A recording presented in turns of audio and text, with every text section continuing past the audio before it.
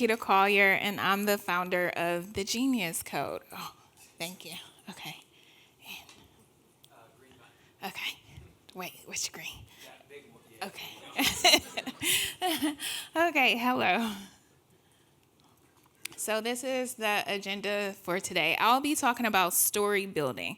So story building is storytelling and how to teach kids how to code by using storytelling and how it connects to tech. So my background, I started in the entertainment industry. So I worked in music videos, film, and television. And I actually made a pivot into tech, and I did it with a coding boot camp. And when it was time to get a job, everybody was like, "You're so creative, and I don't think you'll like this role." No one really appreciated creativity and technology, and that was back in 2016. So what I did was started a company to help kids understand that creativity and technology belongs together. And it kind of helps them engage and stay focused and stay connected. And that's what I really loved about what I was doing, going into schools and libraries and connecting with these kids. Okay. Storytelling is the most powerful way to put ideas into the world. So I believe everything starts with a story. And when kids are able to tell their own story, they have a purpose and they have a reason to pay attention and stay focused. They're able to create their own characters, and they're able to create their own goals and actually finish a product. This was from one of my first workshops. And instead of the kids saying hello, they said hello. Hello. So can I show you guys some tricks? Then we'll look and see what else they did. So using Blockly. In my curriculum, we were able to use Scratch and we were able to use code.org. So I'm very appreciative of the Blockly community and everyone that uses the Blockly Foundation. Thank you very much. They weren't just learning code, but they were building it on their own.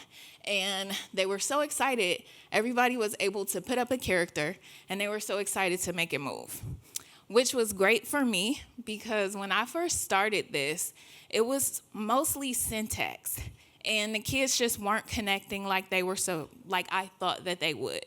But once I started using Scratch, we started building on the stories. They were doing the blocks. They actually seen characters move. They actually picked the setting. It really kept them engaged. And for a 2-hour workshop, that's all I needed. So we bring worlds to life by starting with imagination. And that's one of my goals, is to make sure that these kids know that their ideas matter and that we can use them in this world. So they're building worlds, and they're building it with blocks. So putting the blocks step by step. And this helps the kids that didn't have previous access to tech education. So just to have them to be able to have a visual learning, drag and drop blocks, it really helped me be able to bring it to kids that never had tech education before. And then to watch it work. That was the most special part, to see that spark in their eyes when the ideas that they actually came up with worked for them, and without taking weeks. And learning feels personal. So this is what I like about the project-based learning. It's not just an assignment that the kids were given. It's actually something that was inspired through what they're going through, what they want to put out in the world, something that meant true meaning to them. So that's what I love about doing what I do with these kids. And from coders to creators. Wait, what's my time? So when kids actually build something on their own and they put it out into this world, they get a sense of accomplishment.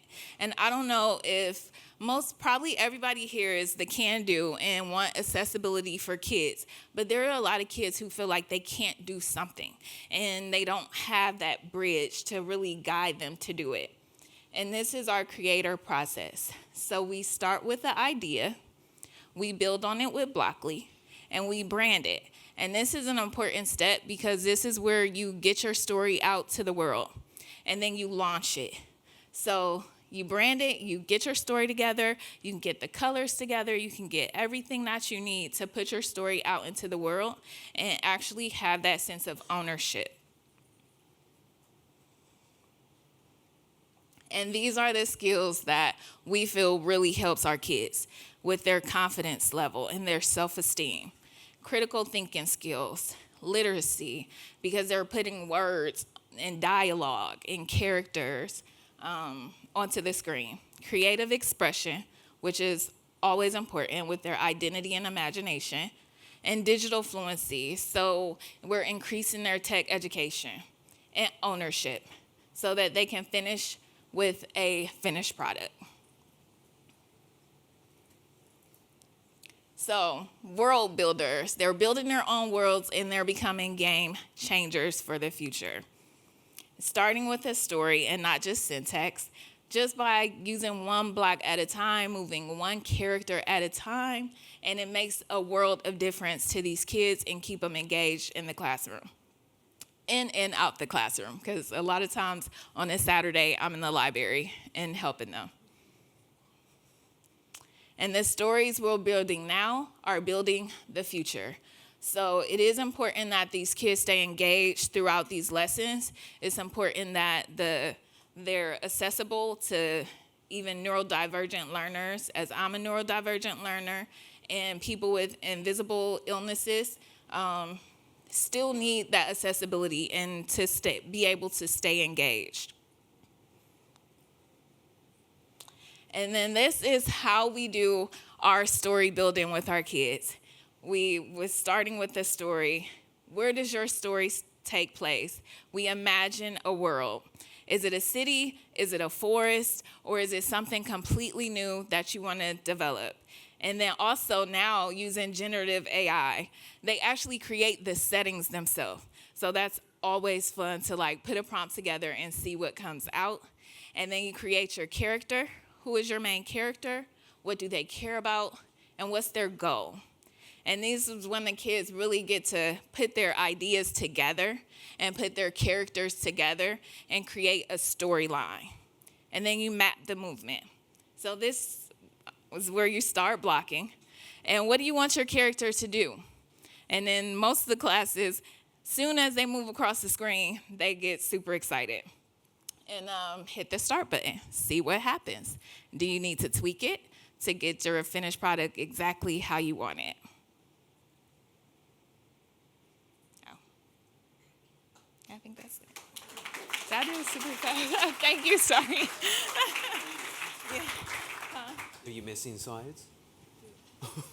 Okay. I must have went super fast. No, you're good. This is great for me. Okay. Because I love I'm this. looking like, wait a minute. Any questions, though?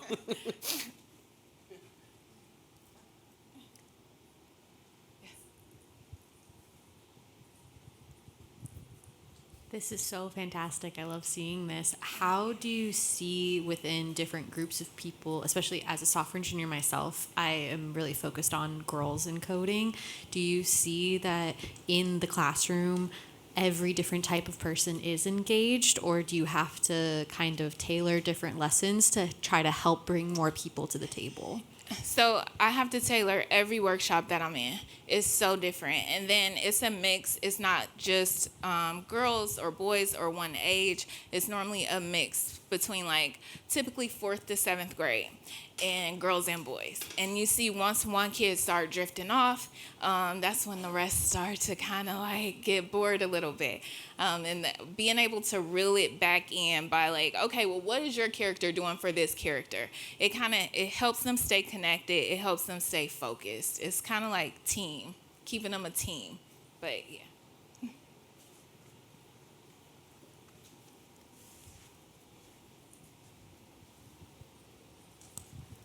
Hi. Hi. Again, thanks. This is wonderful. How do you find your experience on the spectrum helping guide your teaching and like being able to just connect with students who may be on the spectrum as well? Well, one thing, I'm back in school right now, and to really see like how hard it is to pay attention sometimes, it keeps me focused on the goal and like reminded that you do need to personalize learning and have these experiences that are genuine for each child.